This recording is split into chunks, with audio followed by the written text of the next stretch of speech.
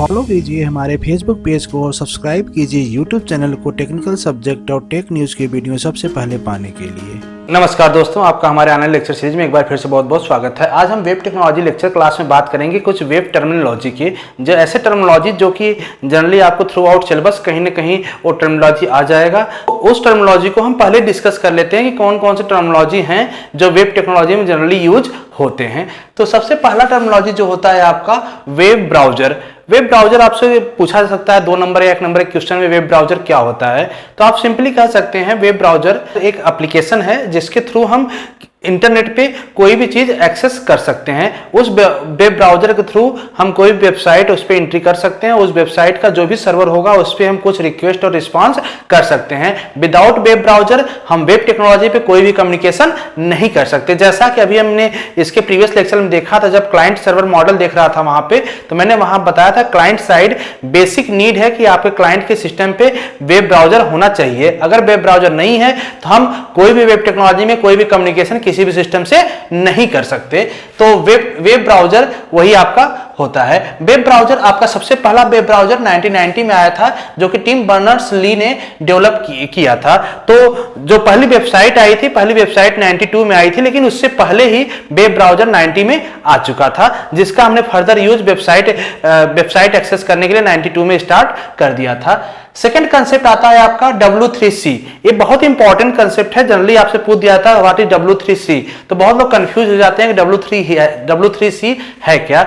W3C कुछ नया चीज नहीं है, जो वर्ल्ड वाइड वेब हम पढ़ते आए हैं। वर्ल्ड वाइड वेब कंसोर्टियम, सी का नेम यहाँ पे कंसोर्टियम हो गया। जो W3 लिखा गया है मीन्स WWW कंसोर्टियम, जिसको हम फुल फॉर्म कह सकते हैं वर्ल्ड वाइड वेब कंसोर्टियम। ये जनरली एक आपका ऑर्गेनाइजेशन है जिसमें फुल टाइम एम्प्लॉय भी हैं, मल्टी एमएनसी कंपनीज भी हैं, गवर्नमेंट का भी रोल है। कई सारे लोगों को मिलकर एक कम्युनिटी है जो कि इस W3 ऑर्गेनाइजेशन में चलता है। जनरली ये है क्या, आपका कोई भी वेबसाइट होगा उसका रूल्स पॉलिसी यही डिसाइड करते हैं। विदाउट WW आप कोई भी वेबसाइट एक्सेस नहीं कर सकते। तो अगर आप देखे भी होंगे कि जब कोई वेबसाइट ओपन करते हैं तो वहां सबसे पहले आप WW जरूर लगाते हैं। तो WW एक तरह से आपका वेब स्टैंडर्ड है, मींस विदाउट WW आप कोई भी वेब एप्लीकेशन एक्सेस नहीं कर सकते। तो स्टैंडर्ड आप यही W3C दिया है। नेक्स्ट आता है आपका नेटवर्क। नेटवर्क आप ऐसे समझ सकते हैं कि कंप्यूटर्स का नेटवर्क, कंप्यूटर हो जाएंगे वहां पे, कंप्यूटर सर्वर हो जाएंगे, मेन फ्रेम हो जाएंगे, या तो एक तरह से आप कह सकते हो जो कंप्यूटर लैब, आप किसी कंप्यूटर लैब में देखते होंगे वहां पे सारे कंप्यूटर आपस में कनेक्टेड होते हैं। अभी हम इंटरनेट की बात नहीं कर रहे हैं। सपोज कीजिए कि आपका कंप्यूटर लैब है जिसमें सारे कंप्यूटर कनेक्टेड हैं, लेकिन किसी पे भी इंटरनेट नहीं है। तो जो कंप्यूटर आपस में कनेक्टेड है, अगर वो आपस में कम्युनिकेशन करते हैं, वहां भी कोई डेटा का ट्रांसफर होता है। एक सिस्टम से दूसरे सिस्टम पे अगर हम ट्रांसफर कर रहे हैं किसी नेटवर्क के जरिए, तो वहां पे आपका नेटवर्क आ जाएगा। जनरली इसके लिए हम अगर देखें तो लैन का काम करते हैं। लैन जो होता है आपका, वो लैन पे कोई भी सिस्टम आपका जुड़ा हुआ तो एक दूसरे सिस्टम को हम वहां से एक्सेस कर लेते हैं कि दूसरे सिस्टम पे क्या है, वहां से उसका डेटा हम ट्रांसफर कर लेते हैं और कोई डेटा हम ले भी सकते हैं। तो यही चीज आपका कंप्यूटर नेटवर्क हो जाता है। तो नेक्स्ट आते हैं हम इंटरनेट। इंटरनेट क्या है आपका? इंटरनेट आपका ग्लोबल इंटरनेट नेटवर्क कनेक्शन है, जो कि ग्लोबली वर्ल्ड वाइड सारे कंप्यूटर का एक तरह से नेटवर्किंग है। यहाँ पे जनरली जैसे ही हम अपने कंप्यूटर को इंटरनेट से कनेक्ट करते हैं, मतलब हम उस नेटवर्क का पार्ट हो गए। और जैसे हम अपने सिस्टम पे इंटरनेट डिस्कनेक्ट करते हैं, हम उस नेटवर्क से आ गए। एक तरह से ओपन भी है ये नेटवर्क। क्या है? ओपन है। यहाँ पे कोई भी आ सकता है, कोई भी बाहर जा सकता है। तो जब कोई आ सकता है, कोई बाहर जा सकता है, तो वहां पे जो इंटरनेट का कंसेप्ट दिया था कि किस रूल्स के अकॉर्डिंग कोई इंटरनेट में आएगा, किस रूल्स से बाहर जाएगा। तो एक प्रोटोकॉल आपका आता था TCP/IP, जिसको हम कहते हैं transmission control protocol over internet protocol. Windsurf जो थे, इन्हीं को फादर ऑफ इंटरनेट कहा जाता है, क्योंकि इन्होंने ही TCP/IP को फाउंड किया था। TCP/IP जनरली रूल्स है। जैसे ही आप इंटरनेट कनेक्ट करते हैं, कहने का मतलब कि आप TCP/IP के रूल्स को, प्रोटोकॉल्स को फॉलो कर रहे हो। विदाउट TCP/IP रूल्स या रेगुलेशन को फॉलो किए, उसके प्रोटोकॉल को फॉलो किए, आप इंटरनेट एक्सेस नहीं कर सकते। ये आपको इसका परमिशन लेने की जरूरत नहीं होता। जैसे आप इंटरनेट कनेक्ट करते हैं, कहने का मतलब जैसे इंटरनेट कनेक्ट हुआ आपका सिस्टम में, कहीं ना कहीं आपका सिस्टम इस रूल्स को फॉलो करना स्टार्ट कर दिया है। तो यही आपका विंडसर्फ ने TCP/IP फॉलो किए दिया था, इसलिए इनको कहा जाता है फादर ऑफ इंटरनेट। नेक्स्ट आता है आपका ईमेल। ईमेल का कंसेप्ट आप समझे होंगे। अब ईमेल जो आया था, ईमेल जनरली यूज किस लिए होता था? एक जगह से दूसरे जगह तक ईमेल सेंड करने का, कोई मैसेज सेंड करने का।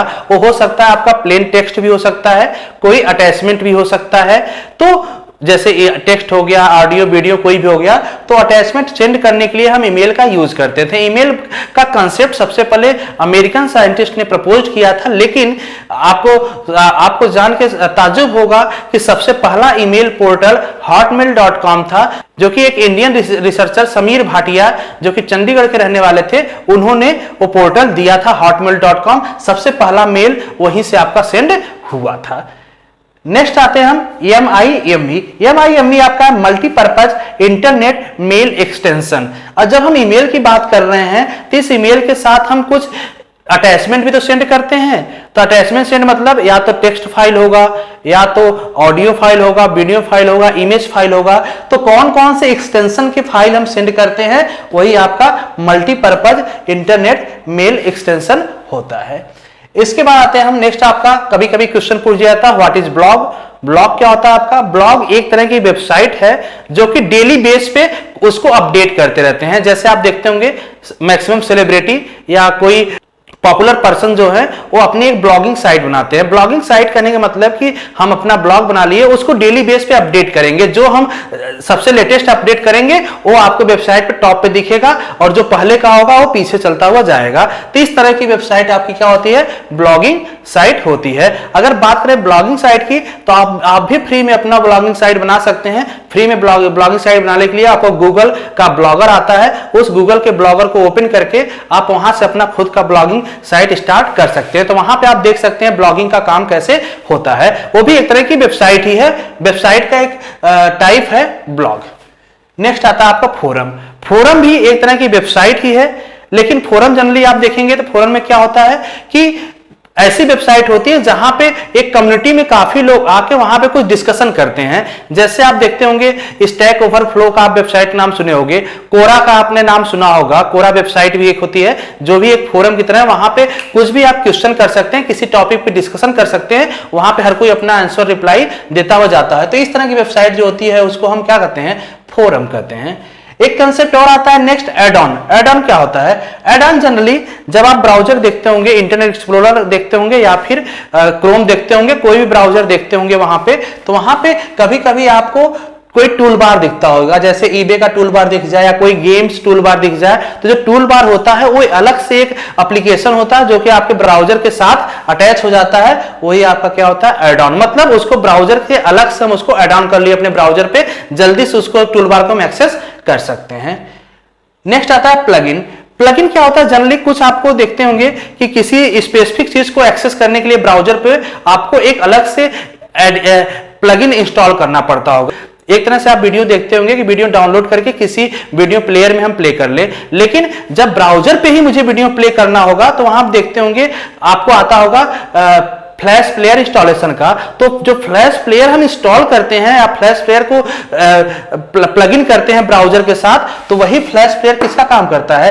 प्लगइन का, और उसको हम कहते हैं प्लगइन। मींस कि फ्लैश प्लेयर को एज ए प्लगइन हमने ब्राउजर पे इनेबल कर दिए। अब कोई भी वीडियो होगा तो फ्लैश वीडियो, एक तरह से वीडियो फ्लैश वीडियो होता है जो आपको ब्राउजर चलता है, तो फ्लैश प्लेयर वही ब्राउजर पे ही आपको प्ले करके दिखा देगा। नेक्स्ट आता है वेब पेज। वेब पेज क्या होते हैं? वेब पेज, कोई भी वेब पेज होगा जनरली हमेशा वो HTML में ही बना होता है। अब आपको कंफ्यूजन होगा कि हम PHP JSP की बात करते हैं तो HTML में ही कैसे बना होगा।